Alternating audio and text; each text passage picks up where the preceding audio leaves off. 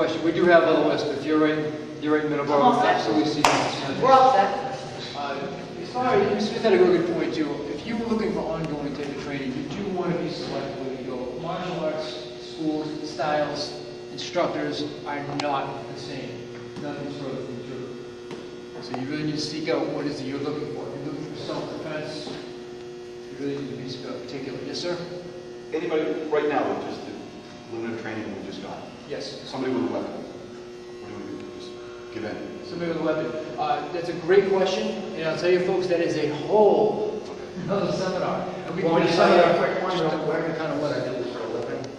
If you're in a parking lot, you rip off a car antenna as quick as you can.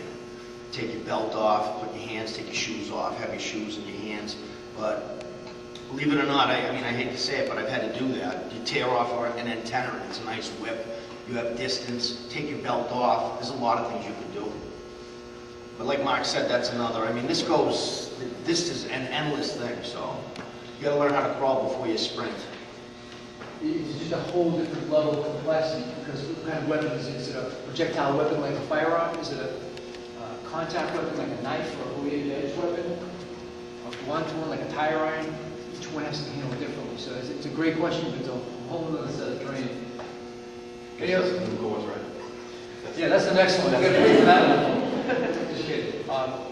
Any other thoughts, comments, observations? Yes, sir? Just a quick one. If you're like on the tee and you see somebody being harassed, and you don't have your lawyer with you, is there anything you can do, or do you basically have to wait for them to do something before you as a Samaritan can step in? If you have a cell phone, you can call the police right then. You can film it if you have a cell phone.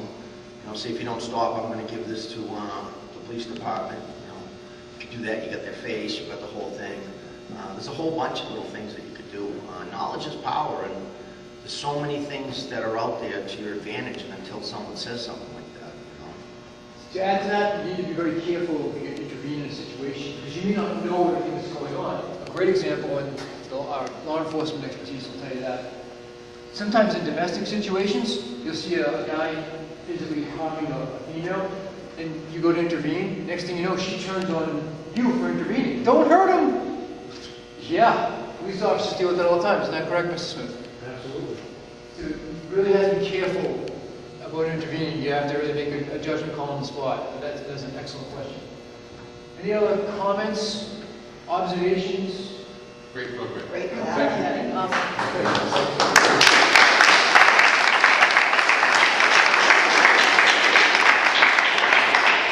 Obviously, we just kind of gave you the tip of the tip of the tip of an iceberg when it comes to self-defense training.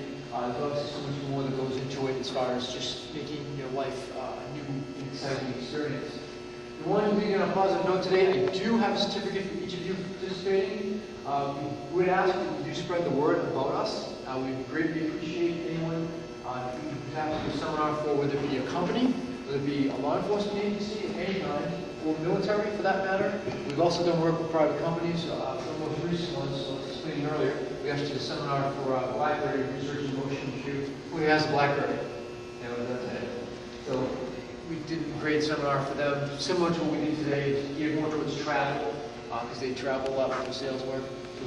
As Mr. Smith said, we can tailor just about any type of self-defense training. So you don't necessarily have to be into a sport, martial art, hopefully learn some self-defense. We'll show you exactly what they want to learn. Like our officers might want to do weapon detection or handcuffing.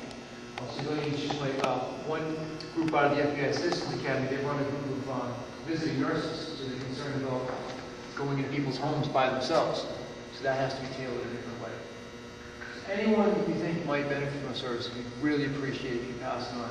I hope you guys had an awesome time today. Thanks to So Curtin and Professor Smith for being here today. Let's give them a